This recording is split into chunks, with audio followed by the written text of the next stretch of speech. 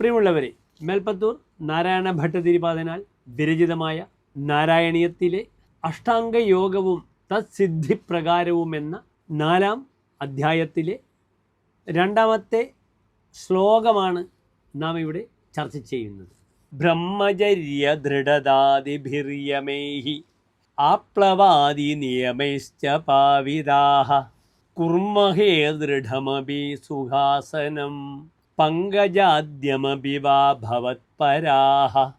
ഇനി ഈ ശ്ലോകത്തിൻ്റെ പദച്ഛേദം നിങ്ങൾ ശ്രദ്ധിക്കുക. ബ്രഹ്മചര്യ ദൃഢതാദിഭിഹി യമേഹി ആപ്ലവാദി നിയമേഹി ച പാവിതാഃ കുർമഹേ ദൃഢം അമി സുഖാസനം പങ്കജാദ്യം അപി വാ ഭവത്പരാഃ.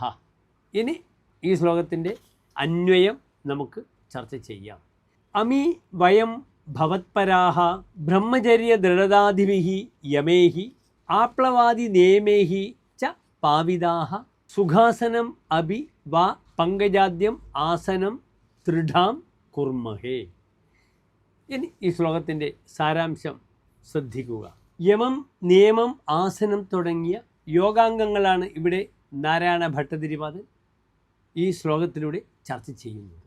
ഉറച്ച ബ്രഹ്മചര്യം, അഹിംസ, സത്യം തുടങ്ങിയ യമങ്ങളാലും സ്നാനം, മനഃശുദ്ധി, ജപം തുടങ്ങിയ നിയമങ്ങളാലും പരിശുദ്ധരായി തീർന്നിട്ട് സുഖാസനം, പദ്മാസനം, സ്വസ്തികാസനം തുടങ്ങിയ ആസനങ്ങളെ കൊണ്ടും പരിശുദ്ധനായി ഞാൻ അങ്ങയെ സേവിച്ചു കൊള്ളാമെന്നാണ് ഈ ശ്ലോകത്തിലൂടെ നാരായണ ഭട്ടതിരി ഗുരുവായൂരപ്പന് നൽകുന്ന ഉറപ്പ്.